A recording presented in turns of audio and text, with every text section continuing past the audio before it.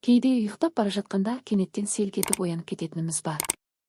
Бұл жағдай көптеген адамдарда кездеседі, және медицинада гипникалық діріл немесе ұйқыға кету кезіндегі селк ету деп аталады.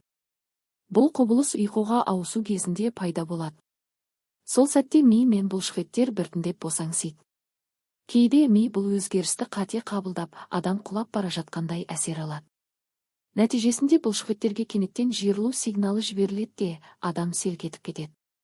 Көп жағдайда бұл қалыпты құбылыс болып саналады, және денсаулыққа қауіп төндірмейді. Сондықтан бір рет немесе анда-санда болатын селк етулерден қорқудың қажеті жоқ. Ұйықтап жатып селк етудің бірнеше негізгі себептері бар. Бірінші себеп шаршау және ұйқының жеткіліксіздігі. Адам қатты шаршаған кезде жүйке жүйесіне түсетін жүктеме артады. Екінші себеп кофеин мен энергетикалық сусындарды көп пайдалану. Кешкі уақытта кофе, қою шай немесе энергетик ішу жүйке жүйесін қоздырып, ұйқының сапасын төмендетуі мүмкін. Үшінші себеп стресс пен мазасыздық.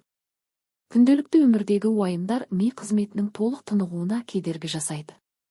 Сонымен қатар кешкі уақыттағы қарқынды дене жаттығуларда кейбір адамдарда селк етуді күшейтуі мүмкін. Сондықтан кешке тыныш орта қалыптастырып, ұйқыға дейін телефон мен компьютерді аз қолданған дұрыс.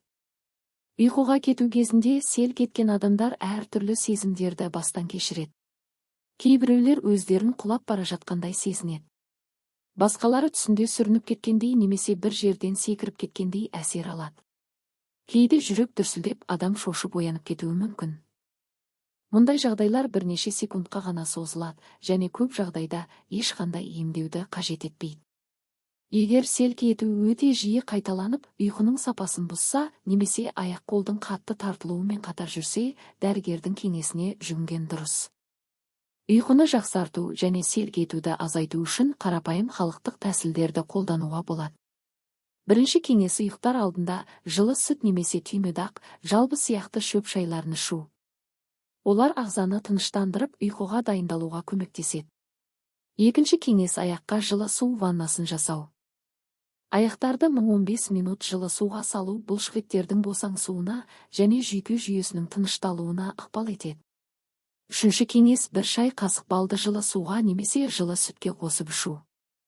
Бұл халық арасында ұйқыны жақсартудың кең таралған тәсілдерінің бірі. Ең бастысы тұрақты ұйқы режимін сақтау, кешке кофеинді сусындарды азайту және жеткілікті демалу. Сонда ұйқыңыз тыныш болып, ағзаңыз толық қалпына келеді. Ұйқыңыз тыныш, денсаулығыңыз мықты болсын.